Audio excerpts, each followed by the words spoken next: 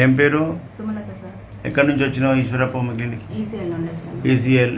ఏం బాధతో వచ్చినావు? కిడ్నీ ప్రాబ్లం తోటి వచ్చాను. కిడ్నీ ప్రాబ్లం ఉందని వచ్చినావు. అవును సార్. దానివల్ల ఏమన్నారు బయట డాక్టర్లు? స్టంట్ వేస్తామన్నారు.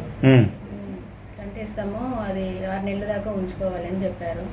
మెడిసిన్ వాడమన్నారు. ఇప్పుడు మరి ఈశ్వరప్ప క్లినిక్ రాకముందు ఏమేమి బాధలు ఉండే? ఇక్కడికి వచ్చినాక ఎన్ని రోజులు వాడినావు? ఎట్లా ఏమేమి తక్కువ చెప్పు. విపరీతంగా ఫీవర్ ఉండేది సార్. ఇది వరకు నడిచిన ఆయాసం ఉండేది, ఛాతీ దడదడ బాగా ఉండేది.